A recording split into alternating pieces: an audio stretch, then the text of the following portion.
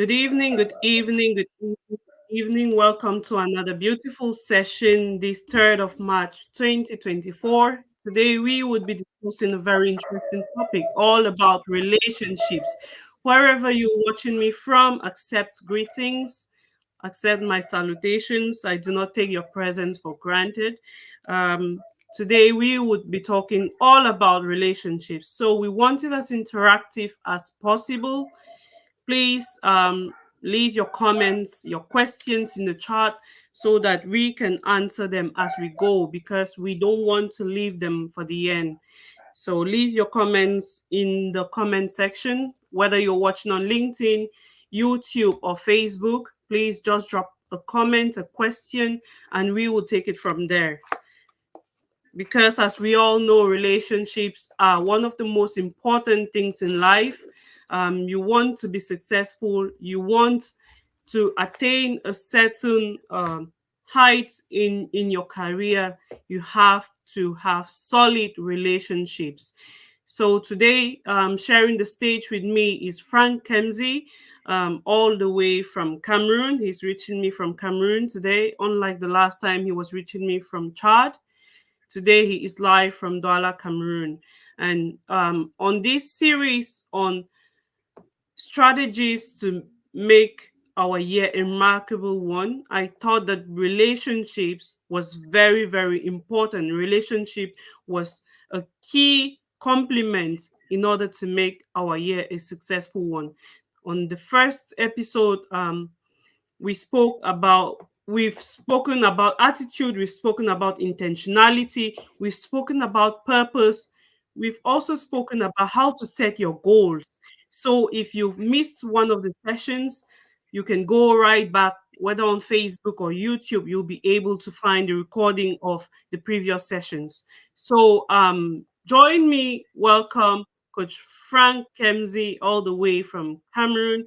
He is an engineer in the oil industry. Is it oil and gas industry? And Oil and he is gas. a farmer, he is a husband, he is a dad. So today all your questions will be tailored to people that are not only experts in one way or another in relationships, but they are also dealing with their own relationships.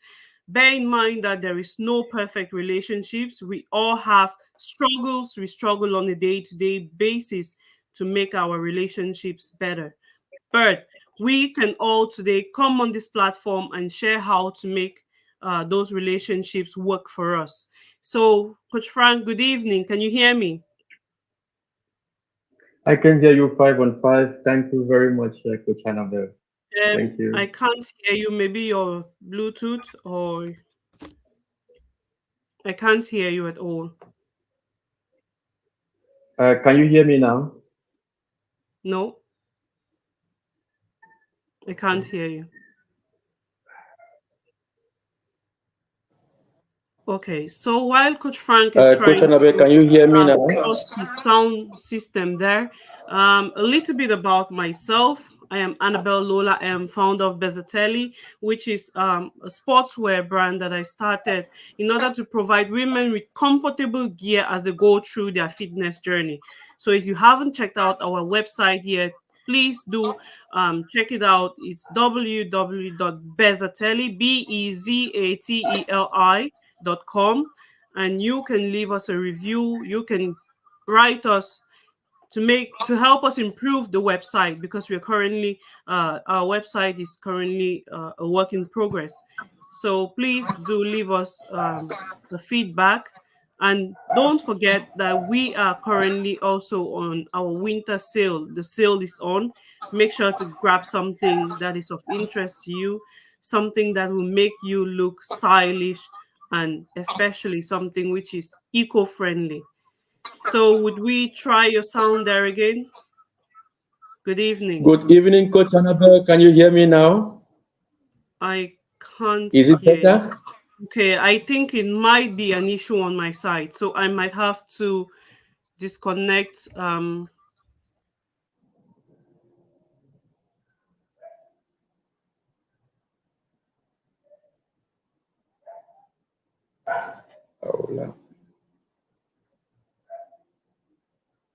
issue was from my side. Okay. Great. So how are you doing today?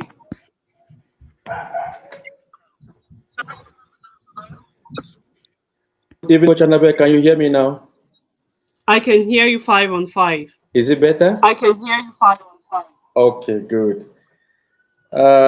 It's been a very hectic weekend, and I just couldn't meet up with the numerous institution. One of the institutions I studied in, PHS Kumba, is celebrating her 60th anniversary in Kumba. I just couldn't meet it because I had other family engagements and events I couldn't miss. I just had to choose family, family first. Very important. And I think that's one of the reasons why we are here. We are talking about relationships. Relationships has to do with family, it has to do with work. So today, I think we would be kind of discussing a little bit about how our relationship can either influence our work or how you can improve our productivity as a whole.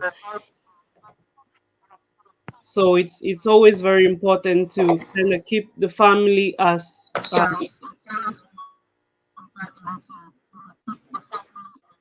it's always important to keep the family first, to prioritize the family. I'm not sure if you can hear an echo, but I It's can true. hear myself as I speak.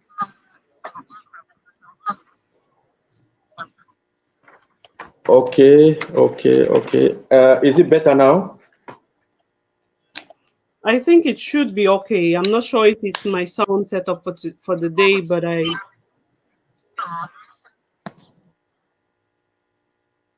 okay. So today we'll talk about everything relationships, and we would love your questions to come in. We would love to see your comments.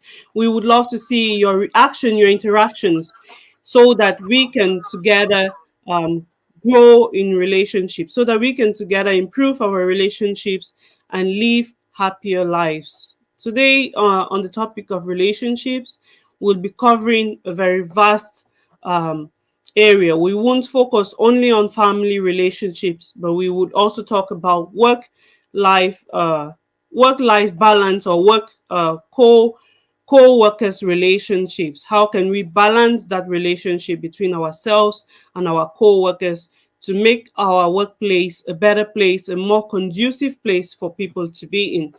And as a reminder, when we talk about relationships, we are usually referring to the way we interact with other people, the manner in which we connect or associate with others.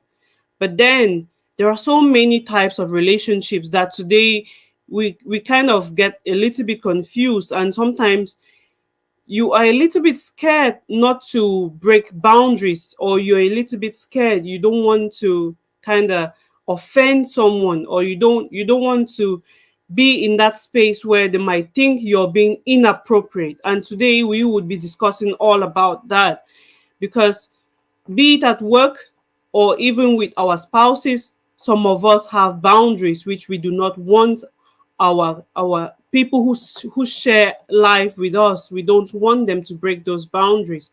So it's very important that we know what those boundaries are, so that we know what our limits are, we know exactly where to position ourselves at any point in time. So Coach Frank, if I were to ask you, like, what, in your opinion, is a relationship, and how can we establish mutual relationships with our partners?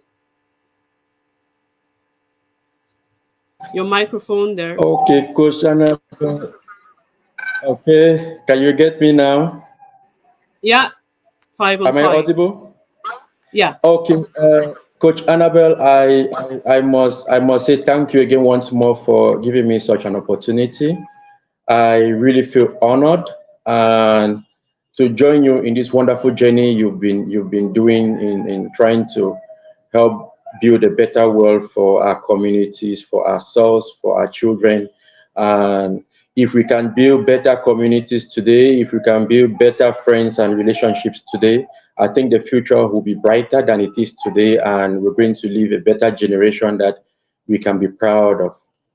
And thank you very much for giving me such a wonderful opportunity. I just want to insist on something before answering on your question. That personally, I am not a professional per se, but I rely on 100% on those who've made it.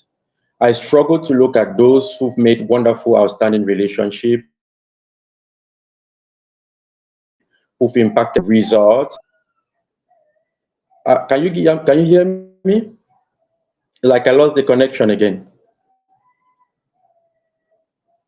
I Hello. can I can hear you. Your line was breaking for a second, but you're back again. Okay, I think Coach Frank is having issues with his connectivity there. So while waiting that he gets connected back again with us, I was just trying to mention a few relationships. Okay, yeah, over to you, please.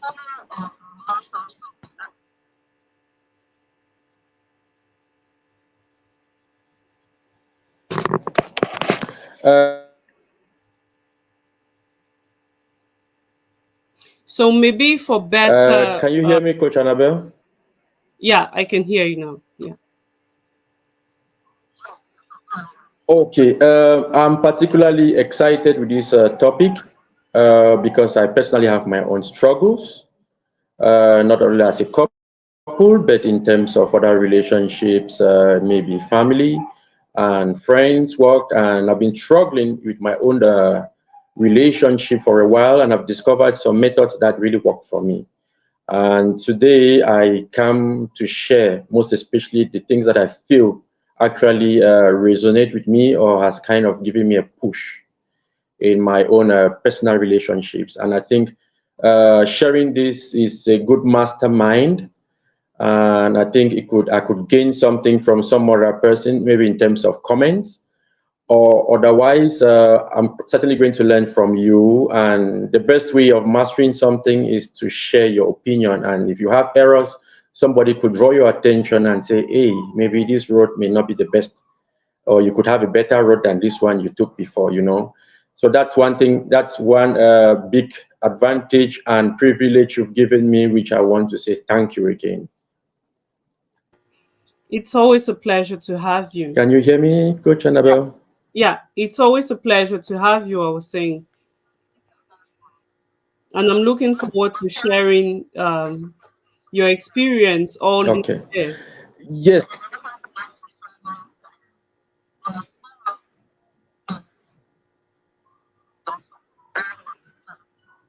Okay. Speaking about relationship, to me, relationship is the way always we relate with one another, how we get connected with one another. Maybe one, how two or more people, or a group of people or things, how they connected together. And when we look at connection, we have several different methods, several different ways in which we are connected to one another. We could be connected in terms of business. We'll talk about business partners. We could be connected with one another in terms of geographical location. We could talk about neighbors, our connection. We are neighbors. We are the same nationality. We are Cameroonians. We are British. We are Americans. There are several different ways we connect with other people. It could be at a job site, and we're talking about colleagues or my boss. It could be maybe in terms of blood or marriage, and we have siblings, we have brothers, sisters, uncles, and there are several different ways of how we get connected. But looking at our topic today, I think specifically what is of importance for us is a connection we share with regards to how we behave towards one another and how we treat one another. I think, and it brings us to the topic we treated last time, attitude. Attitude being a settled way, a conclusive way in which a person views and evaluates something or someone. That's how I look at relationship.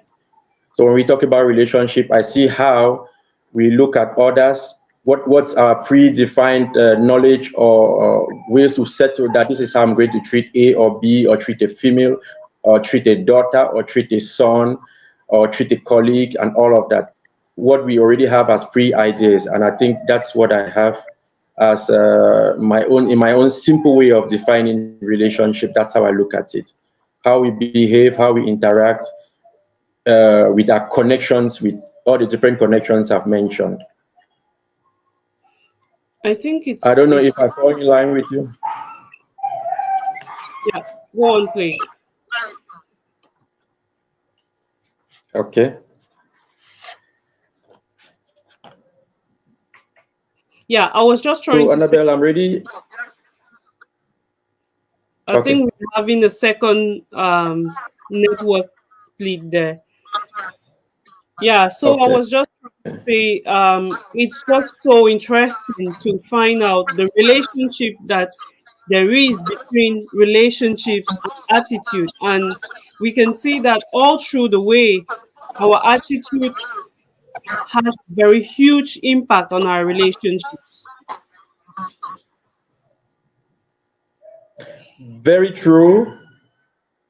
I take it so our attitude has everything to do with our being, because our attitude is it's kind of it's our guiding process. Our attitude guides our actions. So whatever we've settled as this is the way I'm going, it's a thinking process. Attitude is more of a thinking process. So if your thoughts you have about marriage, you manifest, or you kind of implement it in terms of your behavior and how you treat your partners, your spouse, and all those you're connected to. So I see it very intertwined.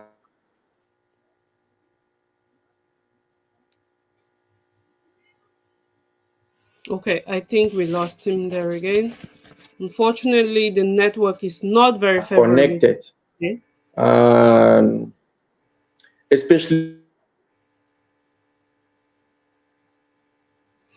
Okay, so we were just trying to make the connection or the link between attitude and relationships there, how our attitudes, whether positive or negative, they impact our relationships. Not only our relationships with our partners, our relationship with our children, our relationships with our siblings, and even our colleagues. They are all impacted by the way we behave, by our attitude. So, Coach Frank, maybe you could just try to leave your camera off and we see how we go with the network. So, we were talking about how to establish mutual respect in every relationship and how communication can kind of help us. The first thing is to look at it this way, that if we have open and honest communication with people, we are open to share our thoughts, we are open to share our feelings, we are open to share our concerns and our fears, then we would be more liable to have more friendly relationships. So in order to build mutual relationships with people, whether it's your friend or what type of relationship you want to build with someone, if you're open to that person, if you have respect for that person, you kind of try to, like, for instance, if you are in a relationship, this is a relationship where you want to spend the rest of your life with this person, and you guys are still at that stage where you're trying to see, will this thing work? It's always very important to have those open conversations where even those taboo topics are discussed about, because if you keep them for when you start living together, you might realize that maybe we don't really think the same way in certain aspects, because we do not have the same blueprint, because we do not have the same background. The way my parents brought me up is quite different from the way my partner's parents brought him up. And so we have two different views of the way life is, or the way certain things should be run. But then, if at the start of our relationships, we actually sit down to discuss those things, without fear. We discuss them openly. We kind of listen to our partners to understand where they're coming from. Then we can, in our own way now, build a new blueprint that works for us both, for my partner and myself. This is how we want to go going forward. Say, for example, this is a very basic thing I'm going to take as an example. If growing up, my parents told me that after dinner or after lunch, after every meal, you have to wash up before you move to the next thing. But my partner grew up knowing that, okay, I can finish and go to something else, then maybe wash up closer to maybe dinner time if it was lunch. And then when we come to live together, he might struggle with the fact that I want him to wash dishes immediately after the meal. And I might not be comfortable with the fact that he doesn't wash dishes after lunch or after he has had his meal. But then, if we decide to live together, we can build our own blueprints that works for both of us, which won't offend him and which won't offend me at the same time. So it's about that open communication. How do we, as people who want to live together, as people who want to contribute something together, how can we build something that works for us? So, Coach Frank, do you have anything to add? Your line was breaking a little bit there. Yes, I had to switch the network. I don't know if this one is better. I think it's a little more stable. I Okay. don't want to call communication operators their names because I don't want to do publicity, neither positive or negative publicity. I switched the network and it took me some few seconds. Sorry about that. Yes, I'm back.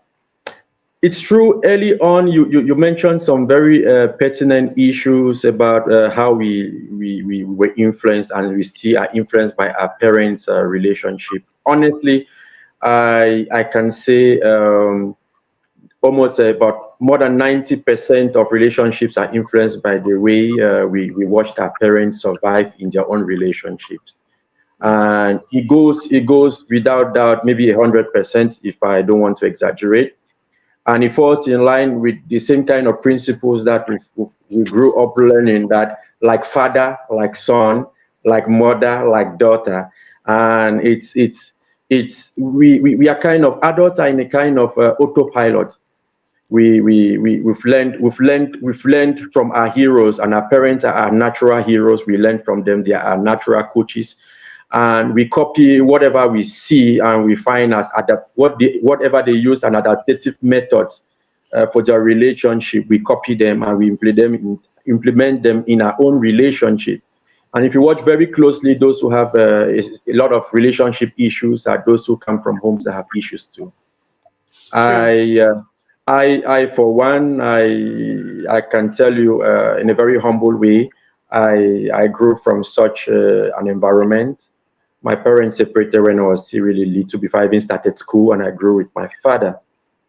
So there are a lot of things I had to learn them on my own. Maybe I had to search for books, for good examples, watching other, they kind of play in my relationship, and my search has opened my eyes to, because I want to give the best for my children. It's true. I didn't tell much about myself.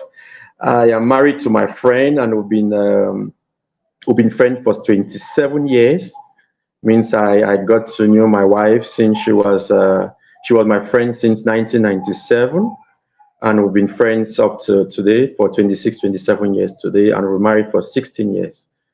I think it's not enough to stand and say you're a perfect person in relationship. No, but it has given me a lot of exposure, and there are so many things I've learned, and I've drawn certain conclusions too, that helps me to look at relationships in a very different angle and in a different way, and which a lot of people at this particular moment don't really look at it that way. First,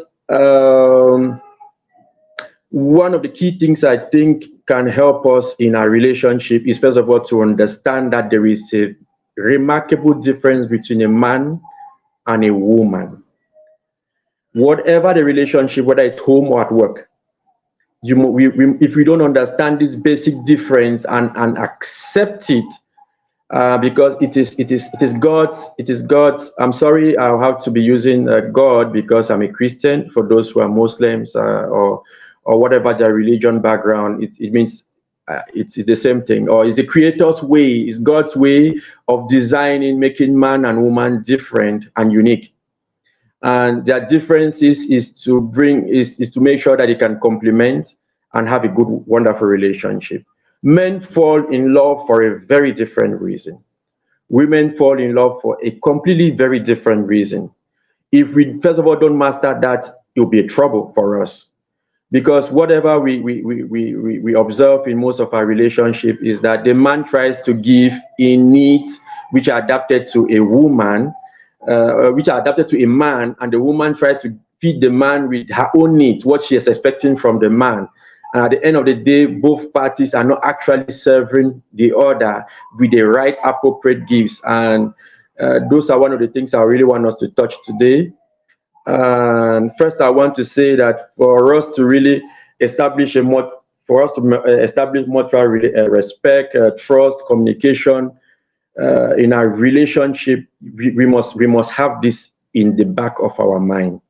Why did this man, or why does he even fall in love with me? For instance, I'll say men. I really want ladies to pay attention very closely. Men fall in love with women in very simple terms, just because of the way you make them feel when they are with you. It means if you make the environment conducive for a man, he's comfortable, he can express himself without being feared, or he's not afraid of being ridiculed. He's comfortable with you, he'll fall in love. But it's different with a woman. You know, with women kind of fall in love with men based on the man's capacity to give, the capacity of a man to nurture, the capacity of the man to care for and to love. That's what a woman falls for. If you give all of that, I can see the smile in your face. Annabelle, does it resonate with you? I love the part that you said give. So I'll just let you I'll just let you go to the end, and I'll come back to give my own opinion. Okay. So like men fall in love based on the way he feels about himself. The way he feels about himself when in the company of a woman. It's not about a woman. How does a woman make him feel? How does he feel when he's with that woman? You know? And to really, really understand this, I've been flowing this, I've been searching to find out if there were some basic primary needs, emotional needs that men are in need of and women are in need of. And luckily, I found that from a good relationship coach, Dr. John Gray. When we're talking about relationship attitude, I talked about this particular honorable father and motivational relationship builder. He comes out with 6 particular primary needs for men, which I really want to state them: their trust, their acceptance, their appreciation, admiration, approval, and encouragement. Those are the primary needs for every man. I say it confidently because it resonates with me as a man. You know, and for women, he actually brought out 6 primary needs to which are really particular for women, and which are caring. It means a man has to be caring to a woman. That's a need. She wants the care. You have to be understanding. You have to show her some respect. You have to show her some devotion. You have to show some validation and reassurance. Those are the 6 primary needs for women. When I look at these primary needs, it goes further to insist that you must be able to give these needs, or at least one of them, to be able to gain love, for you to be able to gain the attention of your partner when it comes to opposite sex, when it comes to relationships, when it comes to couples. Even at the level of, with having this in mind, you can also use this to to create better relationships at the level of the job side or even in businesses, because if you know how to play with these needs and you give them, you create wonderful relationships, you create wonderful connections with those you interact with on a daily basis. And another third important thing is there is this aspect that I've been drawn to observe and discover, that we've been designed, men and women are not only opposite or different in terms of their needs, but then we tend to attract the opposite of our temperaments. And I think it's God's design. And the design is not for you to go to fix them, but for you to complement them and add what they don't have and add up to what you have. So I think it's an adaptive method that God made, or He created a scenario that you attract your opposite in terms of temperament so that you can complement, you can complete, and form a wonderful whole. That's how I look at it. But unfortunately, the tendency today is to try to fix your wife or to try to fix your husband. And this doesn't lead to anything but create more frictions and tension in our relationships. Thank you, Coach Annabelle. That's what I had. You said you had questions. Now I want to hear. I know you know what the question is going to be like, but I'm going to spare it. I'm going to leave it for those listening to us, if they can raise that up, or if someone would be as cynical as me to pick that up. Okay, so Okay. just to throw a little bit more light to what you have said, I think what you have said is very important. And to everyone listening to us, if you weren't able to catch the 6 needs he has given, be it for the man or for the woman, I would greatly suggest after this video, if you can go back to that part, or if you can rewatch this video, because they are very important. Each human being, whether a man or a woman, has some basic needs that they must satisfy. And in relationship is not different. And if you're not able to figure out what that need is that your partner needs to satisfy or is looking to satisfy, then you will have serious problems. He mentioned that women love care. For Tony Robbins talks about certainty. Women want to be sure that they will be taken care of. Women want to be sure that there will be security in their marriage, that they will be able to feed, that they'll be able to have comfortable home, a warm home. They want to know that they will have a guaranteed job. Why not? If they marry this person. Variety. I think he mentioned about reassurance. Reassurance is still about certainty. They just want to be sure that everything is going to work well if I stick with this person. And for Tony Robbins, he says that we all have different needs, but the way we meet them are different. And the way I meet my need for reassurance or for certainty is not necessarily the way another female meets her needs.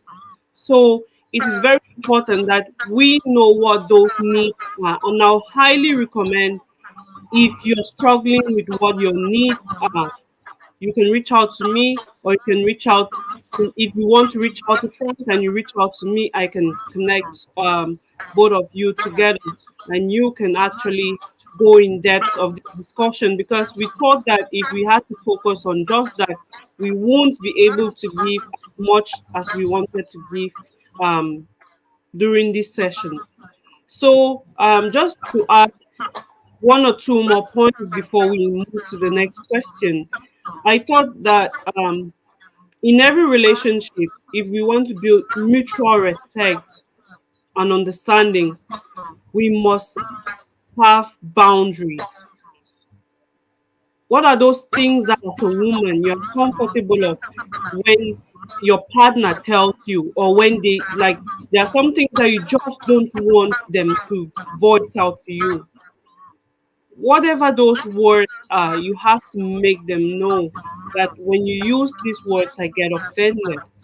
Maybe you don't want them to touch you a specific way, or you just want some time for yourself.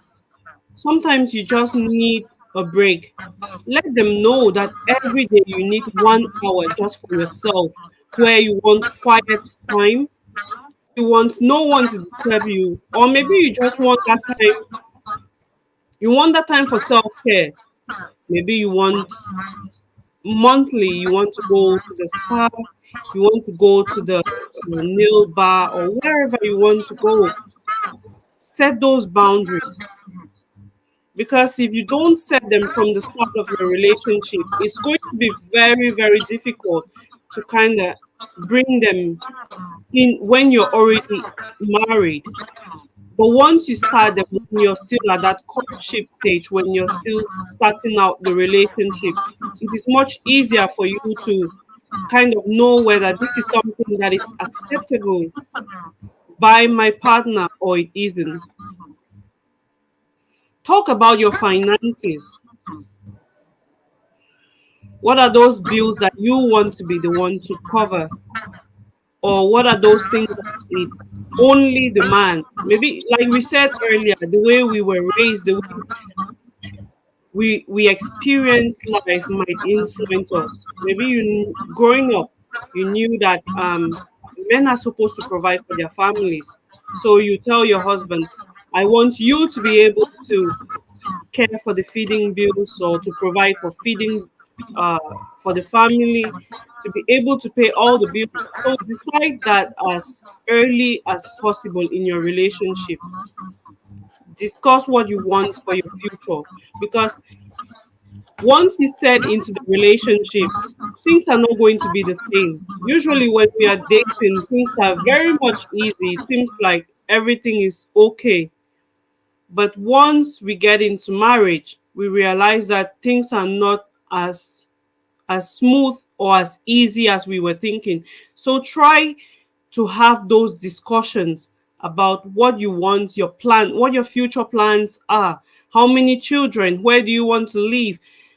Do you have an ideal home, or how many children do you really want to have? Where do you want them to study? Because if you know exactly where you want them to study, that's also going to influence how much you need to work, because maybe you need to work more so that you can save more money for them to go to that prominent university, or to that public private school rather than public school you were thinking of. How often do you want to go on holidays? Because this is something that kind of brings conflicts a lot in relationships, especially between couples. One person might find that the other person is always working, so he's a workaholic, never takes time for holidays.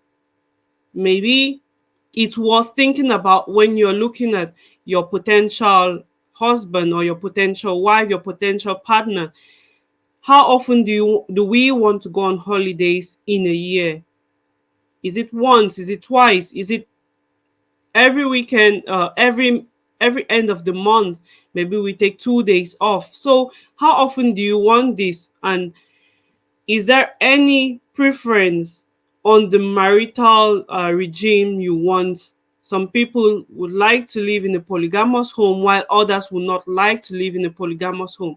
So, defining all of these things at an early stage in your relationship, I think, is very, very important. And also, when you're speaking with your potential husband or potential spouse, try not to judge them, because we do not come from the same backgrounds. We have different perspectives. Listen to them, ask questions. It's through asking questions that we understand why people think the way they do, or why people react the way they react. And when they give you their responses, try to paraphrase them. Did I understand that you meant this? For example, if your husband is telling you of something that you think is very important to him and you feel you haven't understood, would you ask him, is this what you meant? And he will tell you yes or he will tell you no. So for them to be mutual trust and understanding, there are a few things which Frank has kind of gone through a whole vast um number of them through his experience as well, to explain to us what he thinks that needs to be incorporated. And I've mentioned a few as well, which I think if we take into consideration, our relationships going forward would be much better. Whether they are co-worker employee relationships, or their relationships between a man and a woman who want to build a future together. So my next question for you would be, what do you think is the role of communication in a relationship?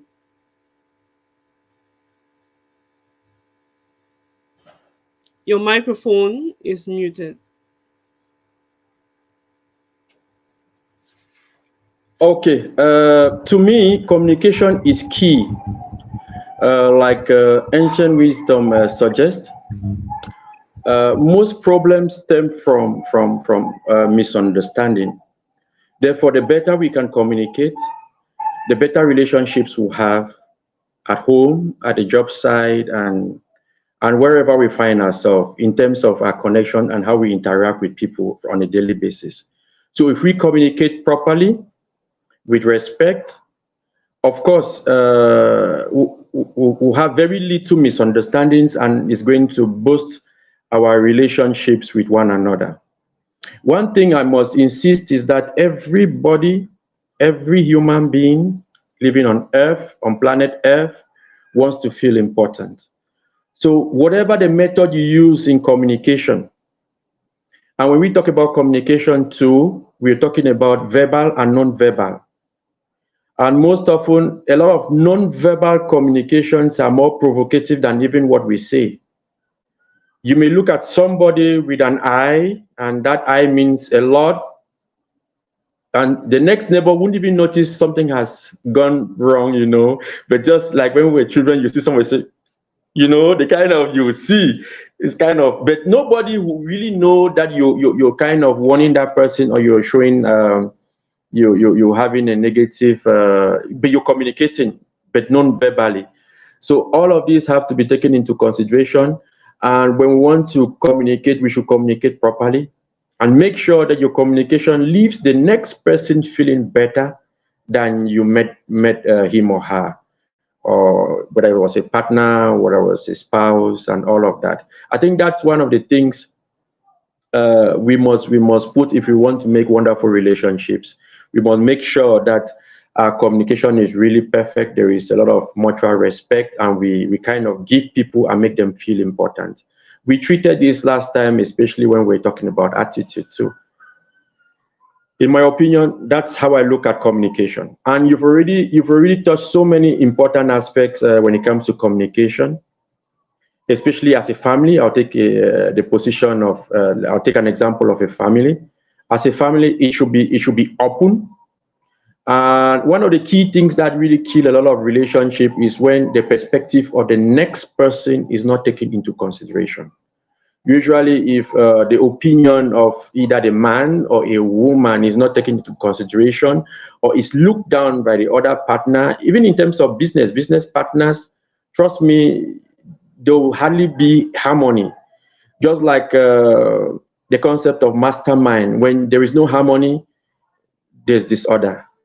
There's disorder, and you won't really get the best result. And that's how I look at it. So everybody's opinion must come into play. If it's a family scenario, you may have to deal with issues of finance, which is one of the issues that bring a lot of problems. You may express your opinion. Just like you said, most of us grew from different backgrounds, and the way our parents treated finances, we adopt them as that's the best way, and it's difficult to change things. Adults at a certain age, we are kind of in an autopilot. We are not very flexible like teens, like at the teenage age that we like adventure. At the teenage age, we really go in for adventure. We want to try different things. But at adult age, we're little very resistant. Our teachability index is very low. We are ready to learn. We are not ready to accept change. So it becomes really complicated both ways, men and female or business partners. So once I've been trying this solution and it's been working, especially for the man, they don't want to change. And men, if they try one solution and it works, they want to stick with that solution. I think if we put all of this together, communication has a lot to do, especially if you can listen, at least listen to the other person. A lot of relationship problems and challenges will be solved at ease. Coach Annabelle, maybe you could add some more flesh to this. Yeah, I just want to do a little bit more on the part that you talked about non-verbal communication, because most times we think that communication is only about the spoken words. We forget about somebody's body language, their facial expression, and even the words that they utter. Sometimes they utter words, but they have different meanings. That is, they use metaphors or they use some type of irony. What they're saying is not necessarily what they mean, but from another perspective, you will understand them depending on how good you are a communicator or how great you are at understanding who you're communicating with. What am I saying? I sometimes work with people, and when you're communicating with them, you realize that they don't want to say, for example, I'm working with a couple right now, and this couple, they won't say, I don't like what my husband is doing or what my wife is doing, but they would use other things that directly or indirectly tells you straight on that they are not happy with their partner. So we have to look out for those keywords when we are communicating with people, whether it's our partner, it's somebody at work. What message are they trying to send across is what you should be looking for, and ask questions. Do not judge them because you don't know where they're coming from. And you mentioned as well those non-verbal cues that sometimes you're speaking with someone and they just give you an eye. I am very good at that. When I don't want to say anything, I just give you an eye, and that eye means worse than what words could mean. So it's those little things that we sometimes ignore that are very important in our relationships. Look out for those. Is your partner communicating using their words, using their body, using their, like, look at uh, all through their expressions when they're speaking to you, because that is very important. Communication is one of the most important things. And the way we are listening, are you active listening? Because active listening also involves all your body, listening with all your faculties. Like we said, listening to what they haven't said, listening to pick up that thing which, because like in coaching, they tell us that somebody will not come to you and openly expose their problem to you. It's through their communication that you understand what exactly their problem is. So if you're waiting for John to tell you that my wife doesn't respect me, or my wife is mistreating me, my wife, he would never do that. But he would give you clues to tell you, this is what I am, this is my grievance, this is what I am upset of. And sometimes he might just use some words like never mind. And so such words, you might think that what he means is okay, forget about it, but it's not necessarily what he means when he uses this word. It's just because he doesn't want to go in depth of the story he's trying to tell you. So we have to look out for the type of words that our partners are using, when they are using them, and how they are using them is very important. Yeah, I think that's what I'll say in terms of communication, because be it at work, communication is very important.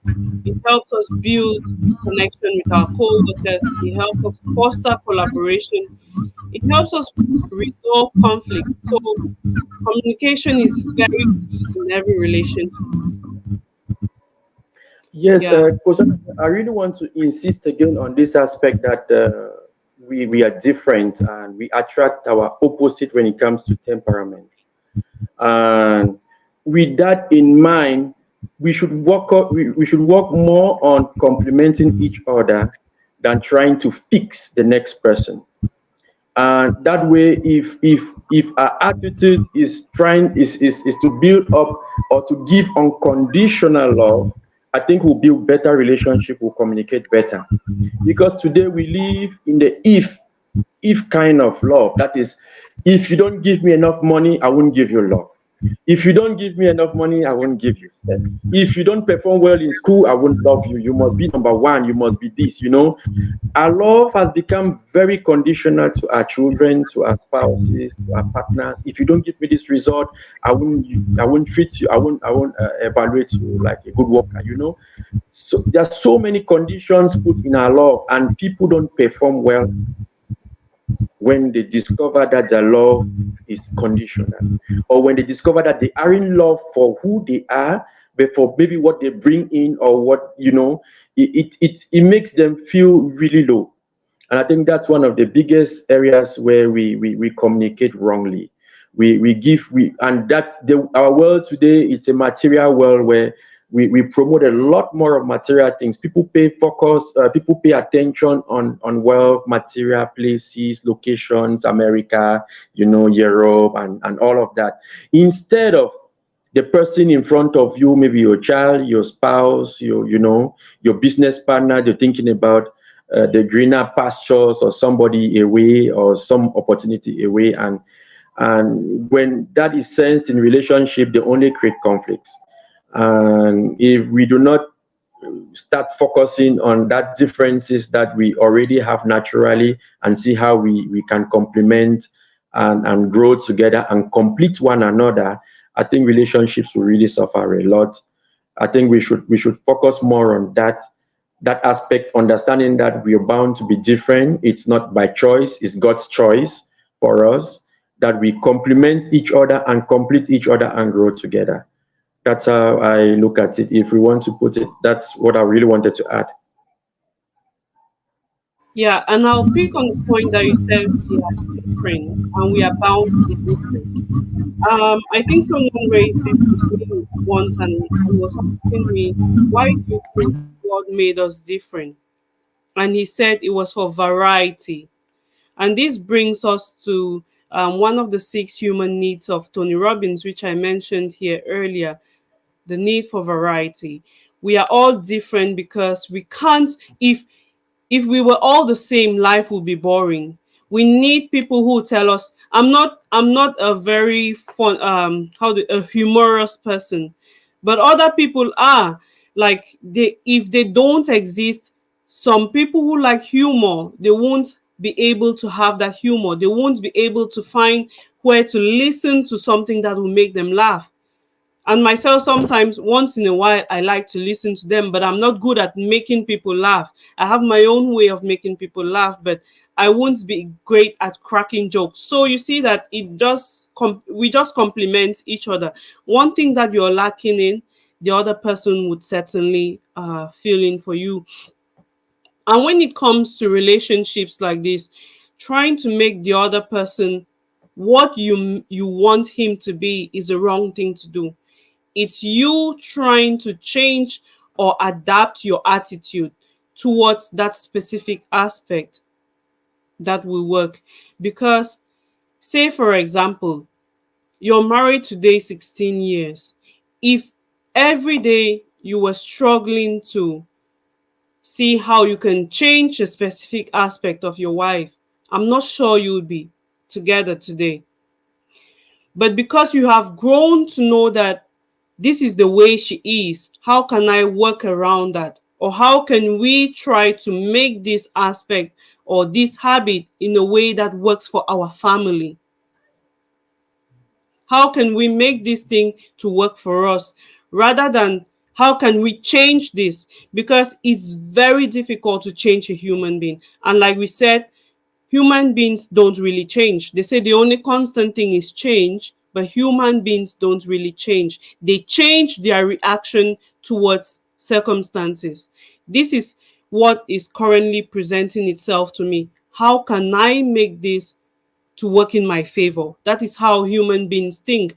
But if some, from the instance that someone realizes that you want to make them change, they will begin to resist you. But if they see that you have accepted them the way they are, and you have realized that this is their weakness, but you don't portray it as a weakness. On the contrary, you help them, you encourage them, you make them see that though this is a weakness, you can work around it, you can work with it. It is who you are, it is how you are. Rather than looking at it as a weakness, why don't you combine it with this strength to make yourself a better person? Most relationships that are breaking today is because maybe the man saw that, okay, we have lived maybe for 5 6 years, and then this was my expectation, and this is just what I am getting. Or the woman is not necessarily, when I say man, I say man as human beings, not referring to the male man or the female human being, but let's take it that way. So when we realize that our expectations are not being met, we don't go back to our drawing boards to look at how can we make things better, where did we get here, and what can we change, what can we improve. Instantly people start looking for faults, and especially it gets worse if maybe one of the partners then starts looking out and saying, maybe I'm better off looking elsewhere. Then maybe they start getting dating someone else, and then their partner realizes and it leads to a divorce. But then if they had looked at it from the point that this is how far we have gone and this is where we want to be in the next couple of years, we go back to the drawing board. This is who I am. I know my husband better, he knows me better. What can we do? He has strengths that I don't have. How do we complement each other and move forward? So it's a bit complex because sometimes we are already in a relationship, and like you said, most people come with that idea of give and take. You give me, I give you. You don't give me, I hold back. And that is what I would say has broken over 90% of our marriages. Because my husband isn't showing me love, I won't show him love. Because my husband is working a lot, I'm going to divert my attention to the children and forget about him. But people forget that when we are going into a relationship, into a marriage, you're going to give your full 100%. You're going to give your 100 and even 200%. Not saying I bring 50 and my husband brings 50. Do you have anything to add, Coach Frank? Very perfect attitude, Coach Annabelle. Giving 100% of yourself or your abilities to your relationship. But then I still insist that you focus on the need of the man and not your own need. If you're a man, or you focus on the need of a woman. We're not saying that the six primary needs for a man, for instance, is just for men, but that is exactly what a man needs directly. And for the woman, it's exactly what the woman also needs. They may need those other ones too, but those are their primary, they're like their roots. That's actually what makes a man a man. Men are wired to give, for instance. Loving a man doesn't mean anything to him. Loving a man doesn't mean anything to him. What matters to him is how much respect you give him, how much appreciation, admiration you give him. All of that. If you don't give all of that, you give him love, you're wasting your energy. You fall into that trap of saying that I gave him my everything. It doesn't mean anything to him. Yeah, the needs are very specific, and once you give them, it works like magic. It works on me. It works on me. And so I resonate a lot with them. And when you give that, it really works. The next thing I know is that you can't change anybody, but you can change them indirectly. And the person you can change, there's only one person you can change, which is me. I can only change myself. So when I change, just like it's a natural law, action and reaction. Once I take an action which is a reaction for me to change, automatically my husband changes. If, for instance, at a certain time you think your husband is not giving you what you need, maybe because of ignorance, he doesn't know the primary needs of a woman, or the wife is not giving you think your wife is not giving you the need because ignorantly she doesn't know the primary needs of a man, and you say, I won't give her that love, you're changing from who you actually normally used to be. And there she also change. And before you discover it, you two have drifted far apart. Initially, in every relationship, the steam is very high. It's adventure. The newness in it brings that steam, and the focus is only on the good part of each other. That's why they usually say love is blind. But unfortunately, as time goes on, we start discovering all the different aspects which are in every man, because in every man and every woman, we are 50% good and 50% bad. And there are some things that whatever you do, no matter how you change yourself, you can't change them. They're automatic, and you have to learn to adapt or accept them. Otherwise, unfortunately, there will be nothing you can do. That's really what I wanted to add again. Thank you, Coach Annabelle. I hope I'm not making it too long. Yeah. So, in conclusion to that point, I would just say that it's not about changing our partners or our spouses or our co-workers. It's about us trying to see what are those needs that they have and providing for those needs.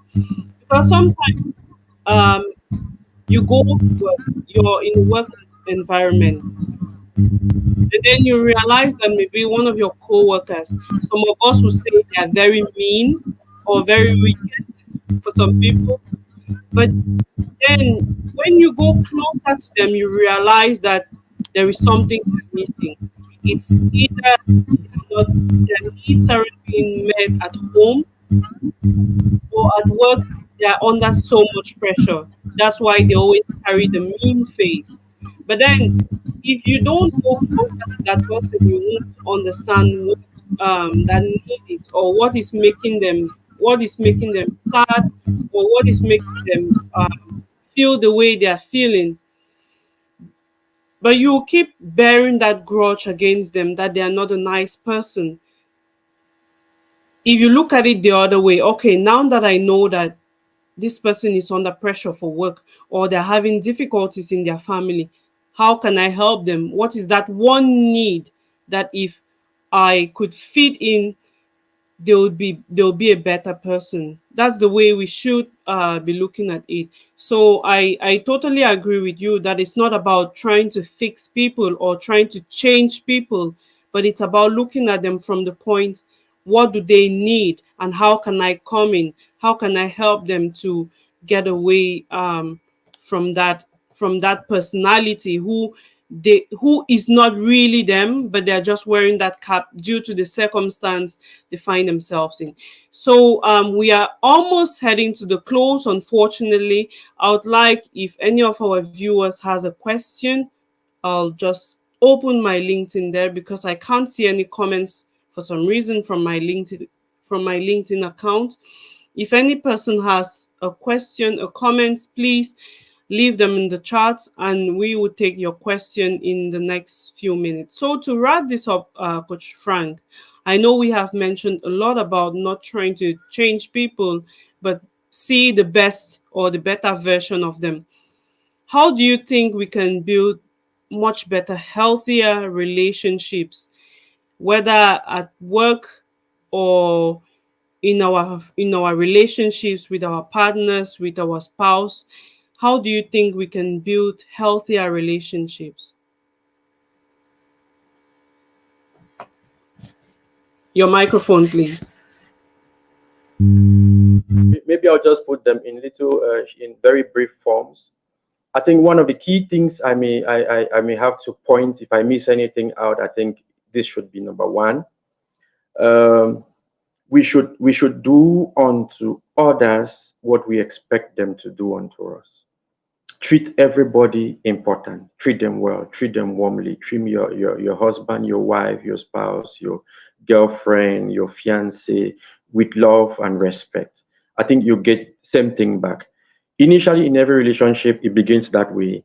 The next thing I want to insist is that you must do everything to minimize the weaknesses of your partner or whoever you come across. Don't focus on your weak points. Focus on the positive things in them. Amplify their strengths.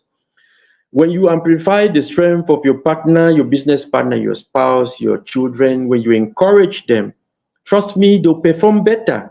We should try to apply this as if principles. That is, don't look at the person you see now. Look at what potential he can be or she can be, even in a child.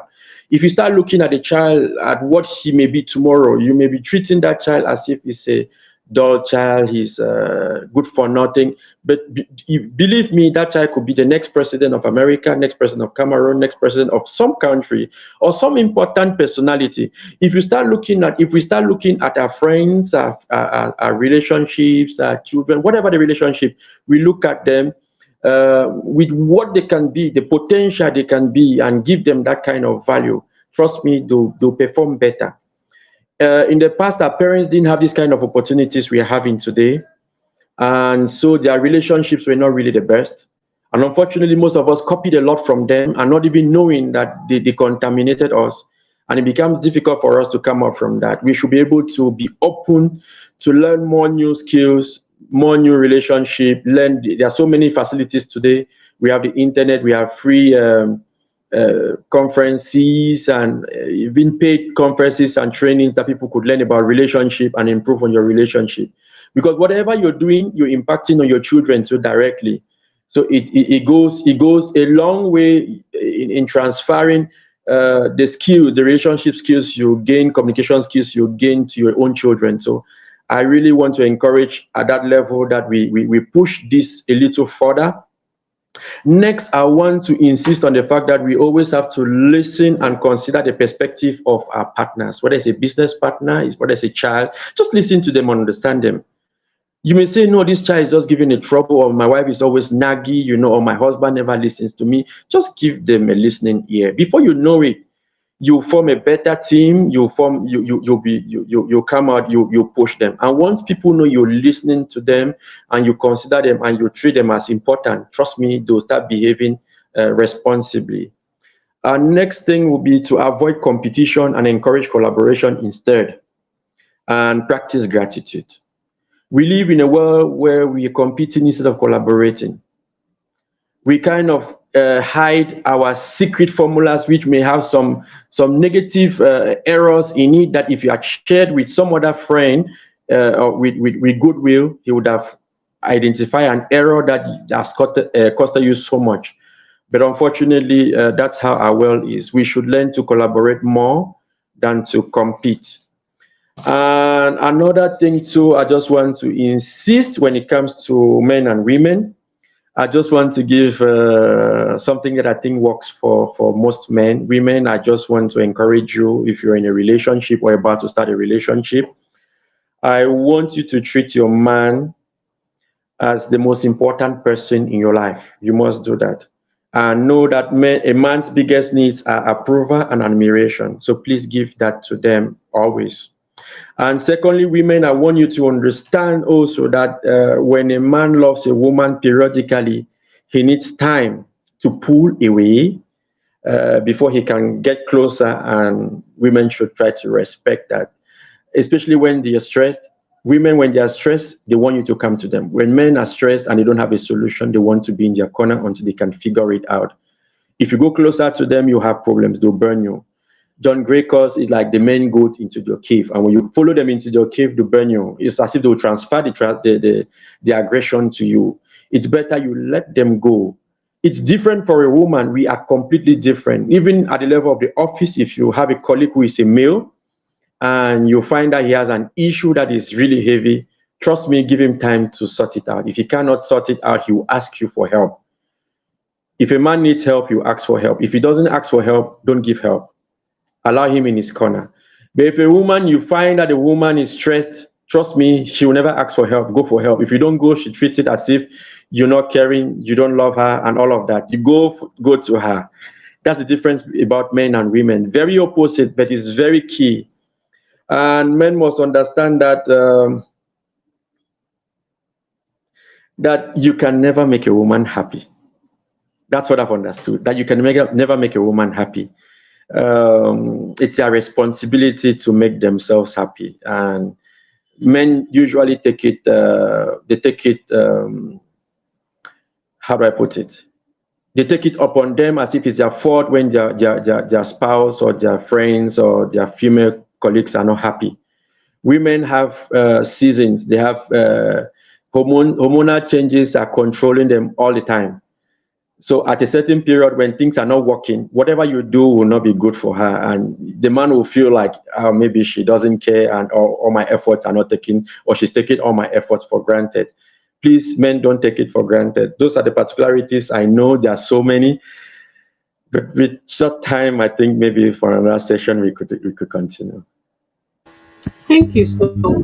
And I'm going to pick on the last point first because I think that's very important. You said men can never make women happy, and I want to think that it applies as well for men. Women can never make men happy. They have to find that inner happiness in themselves. And I'm really hoping that some of the people I'm working with are listening to this live, because a lot of times when I mention this to them, they feel like they don't understand me. They don't understand the point I'm coming from. I tell them happiness has to come from within. It has to come from you. It has to radiate from inside of you out. If you're expecting your husband to make you happy, you'll be the most unhappy woman on earth. And if you're expecting your husband or your wife to make you happy, you'll be the most unhappy person. Why do we say this? It doesn't mean that the role of the man or the woman is neglected. What we mean is that you have to naturally have that happiness in you, and someone will compliment you. Because if you're looking for happiness in your husband, he might not necessarily give it to you the way you want it, and you'll be unhappy. But if you had that happiness, if you were naturally a joyful person, then your husband's light will compliment you. But if you're waiting for your husband's light to light you up completely and light himself up, it's going to be really hard. So I always suggest, regardless of what situation you're going through, regardless of what circumstances, it might be financial, it might be even a relationship, you're struggling with the relationship, always focus on the positive. What are those great things that happened? It's not always been bad. So why do you look at it that way? Focus on those good things that you have done for the past couple of years. When you started, things were not necessarily bad. Things were very good. Things were going on very well. Why don't you look at those times and try to like I would say regurgitate them, or try to relieve them, try to bring them back so that they light you up and light the relationship. And why don't you bring some of those things that you did together, which kind of made you feel happy, which made you excited, which made you want to live again, rather than thinking, okay, my husband cheated on me, okay, my husband has no job, he can't provide, my husband, my wife. Think of those good moments and focus on it, and then build from there. So I'm going to show this question so we can all have a look at it together. What if what makes the woman or man happy comes from something that has to do with their spouse? Okay, maybe you can give us an example, because like what we are saying here is not that your spouse shouldn't be the reason why you're happy. What we are saying is that he shouldn't be the sole reason. Okay, the sole reason why you claim to be alive, to the point that if it's not working tomorrow, you say, if he's not in my life, I'm going to die. We hear a lot of those type of slangs. Your life should not depend on someone. Your life should not depend on someone. In essence, I think that's what or activities that you do together. Okay, usually I'll try to bring an answer to this question, and then I'll let you go after me. Usually, when I'm coaching couples, and it comes to the point where maybe one partner feels like their happiness or depends totally on the other partner, I always try, like in relation to this question, she says, "Oh, activities you do together." That's the next part that she has sent there. I always say, figure out what are some of those things that you did when you started, maybe when you were just starting out in the relationship.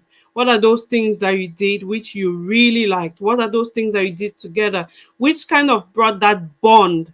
Can you find a day in a month, a day in a week, or once in a while that you kind of meet that need again? Because as much as we might not, one partner might not see it, but the other partner might be missing that aspect of the relationship. Before, we used to have date nights maybe once a month, but now that we have children, maybe due to childcare or maybe due to the fact that there is no one around to help us watch the children while we go out, we no longer have that. Can we find a day where maybe we take the children to somewhere, or we deliberately pay someone to look after the kids so that we still have that date night, and my partner is fulfilled and I am fulfilled as well? Because it's also a day where you're away from work, you're away from any other distraction. It's just you and your partner. To you have that time to catch up, if I would say it that way. You have that time to kind of tell each other, these are the things that I've been through this week, maybe at work. These were some of the challenges. Or you can actually open up that during that period to say, I miss this and I want us to start again. So it's just about you finding the right place and the right time to communicate what your emotions are or what your feelings are. So in a very simple way to answer your question, your happiness can't be dependent on an activity. It can be dependent on the emotion you get from that activity. So the simple way is, can we start that activity again? For some people, it's just exercising together every morning, 6 a.m. we go out for a run. So can we start that again? Because that is the time that we are able to bond. That's the only time that we are together without the kids. We are not talking about work. We are not talking about our finances. We are not talking about business or whatever. It's just us. So I would say, connect with your partner and have that discussion with him, but let your happiness not be connected to an activity. It might be the emotion you're getting from it, but before you get to that activity, you have to be uh, I don't know what's the better way to say it, but I always say you have to be a full human being or a complete human being before that activity or before that other person in your life. So you have to be contented with yourself before that person comes in, because if not, you would never really be fulfilled in your marriage. So that said, Coach Frank, if you have anything to add. Okay. Generally speaking, when we focus on our spouse or our partner to make us happy, um, I think there are two things that come in mind. One, either you're focusing on trying to change your partner, to that is, you're focusing on one of his or her weaknesses and you want them to change, or you may be focusing on some aspects or some things that you think are not really there, and maybe you don't know how to communicate it properly, like you just said it. So usually when we are unhappy, it's because our focus is on something we either don't have or either we're missing. And the easiest way to do it is to communicate it, like, I would love us to do this or to do that. I think it will help a lot in solving most relationship problems. And in reality, true happiness comes in giving. I'll give an example. If you give out a gift, if you go to an orphanage and give some poor children some things, or some children that they don't really have parents, and you give them something, trust me, you gain more than that. Those children, you have some inner happiness and joy. That's true happiness. Things don't make us happy. Unfortunately, things don't make us happy, and that's a question that comes up most of the time, when this aspect of saying your spouse cannot really make you happy. I'll give an example. If you're with your spouse and she is sad or unhappy because she's in her period and she's having cramps, is an example. I want to be as logical as possible. She's hormones are playing with her. Irrespective of what you do, she wouldn't really appreciate it. So that's where men really get really frustrated, and they kind of counter react again, and they spoil the situation. So a smaller thing amplifies into something else and escalates. So that's the direction we are talking about. That's how I look at it. When it comes to your spouse cannot really, you should not focus on your spouse as if he or she is the one to make you happy. We're not saying that we shouldn't do our role, we shouldn't play our role. Generally, if we play our role and we struggle to meet up with our primary needs, trust me, the rest will just fall in place. And it's true that we already have a culture that is actually focusing on activities, like on wealth, on housing, on cars, on luxury, so many things. And we don't kind of pay attention even to our relationship, and it brings a lot of relationship problems. That's what I've been able to draw, not necessarily from mine, but from others. I think that's what I really want, and maybe we should we should relook again where the angle is, where our focus is. I think when we focus in the lack of something, we'll be unhappy generally. When our focus is in the lack of something, we'll be unhappy. So let's focus on let's be grateful, let's practice gratitude and be happy with what we have, and see how we can improve on what things will just fall in place. That's what I think. I believe strongly. I think that was just a great way of putting it. If we focus on lack, then we would be unhappy. But if we focus on what we already have, then we would be able to radiate that happiness, and someone else coming into our life will just make us fulfilled. So thank you so much, Coach Frank. I think that was the only question I can see from here. That said, I think if you have one or two more things for our audience listening, now is the time to share before we go, before we part ways for tonight. Your microphone there, sorry. I think we've given looking at the time and the material, looking at what the scope and the broad nature of it, we've not been able to trash everything, but I think we're giving our best in with respect to how we can make our relationships better.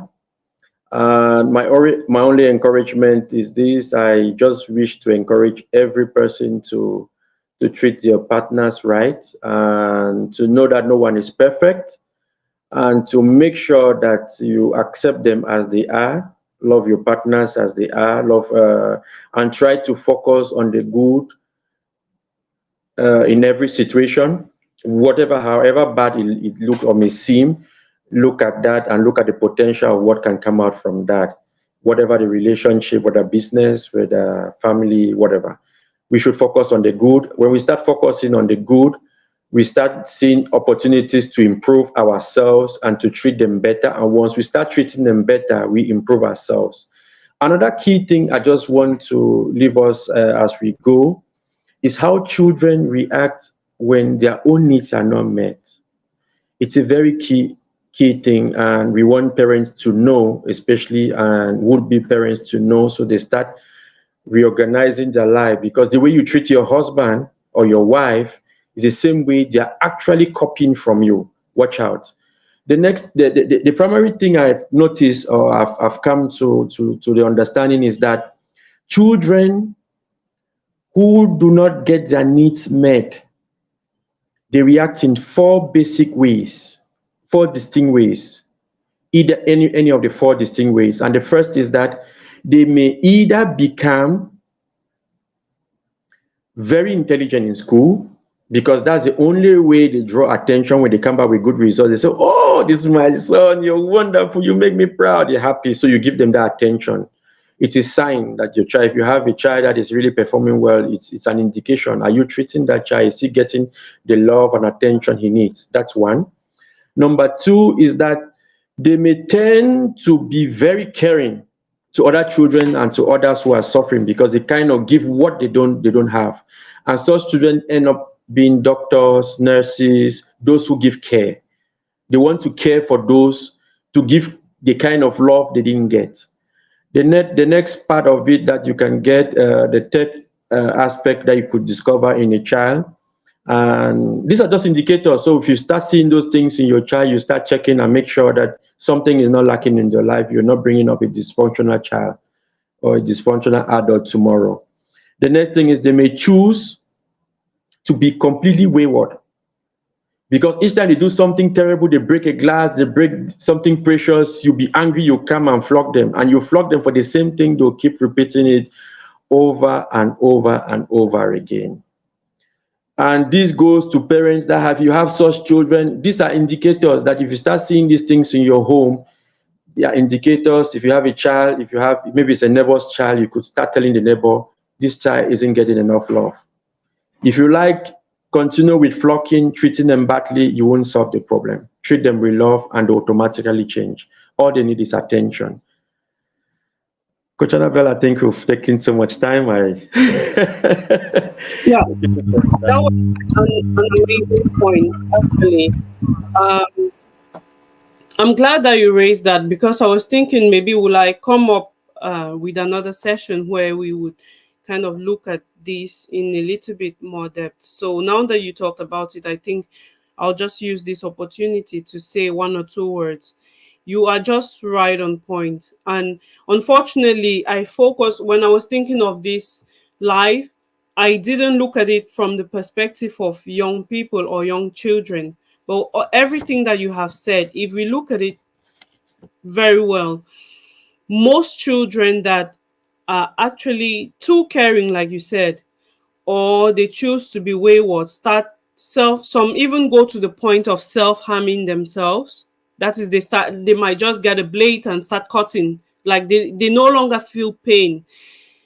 Some might start stealing, you said, being wayward. Some might start just doing things that normally they wouldn't do. And unfortunately, most children tend to do the negative than the positive. You mentioned being very intelligent in school. Usually, those ones that are very intelligent are the ones that they would do it for the attention, because daddy said, if I'm first of the class, he would spend more time with me. He would take me to the park. He would travel. He would take me for a travel or something. They want that attention. And we want parents that are listening to us to know that as parents, we can, yes, we can always give only what we can, but it is very important to pay attention to the children, because once you get your gaze off the children, you don't know what might happen. So it is very important at any point in time, if you notice any unusual behavior with your child, to have a look, Take the time to talk with that child. If it's a child who is 3, even at 3 years, they would be able to tell you their feelings. They will be able to tell you what they have noticed. They will be able to tell. Mine tells me sometimes, "Mommy, you promised to go walking." Okay, this week was they were like on Thursday was walk to school day. I had promised him that we would walk to school on Thursday, forgetting that I was supposed to have a meeting on Thursday morning. Thursday morning, he's crying downstairs, waiting to go to school. I'm like, are you okay? Is everything okay? He said, "Mommy, you said we will walk to school." And I told him, "Sorry, I completely forgot I had a meeting. Can I collect you from school later in the day and we walk home?" That was the only way that he could go to school on that day. These are the little things. And the more you accumulate such behavior, the child starts to see it like, "Mommy has no time for me, daddy has no time for me, or no one is paying attention to me." They feel like their needs aren't being met. I think maybe sometime in future we would come and actually discuss this into a little bit more details. But parents need to keep an eye. Don't make promises that you won't be able to respect. Don't make promises, because you might think that it's something small, but for them it is massive, it is huge. Sometimes it for these guys here is just as little as standing outside and watch them play. That fulfills them, that gives them the joy of their day. So let's look out for those signs, because we don't want to raise children that tomorrow they would be dysfunctional, like you said, in their own relationships. They won't be able to give their full attention because they never got it. So sometimes we can't blame our partners if they aren't giving us attention. It's simply because they don't know how to, because they never were brought up with that love. They were never brought up with that attention.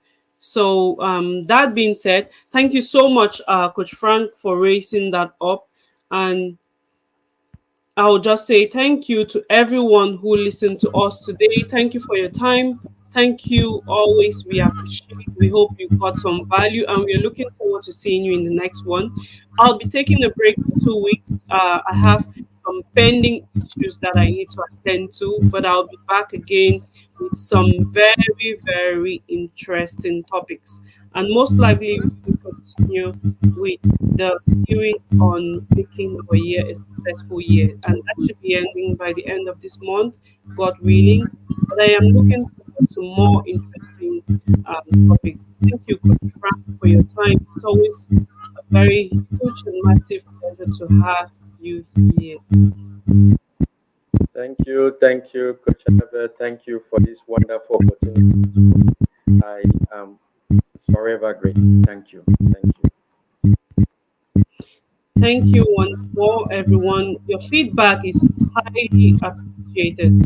If you liked some part of what we shared this evening and you want us to go into more details, please do not hesitate to drop a comment, to leave us a message, and we would go into more depth of specific topics that you want us to cover.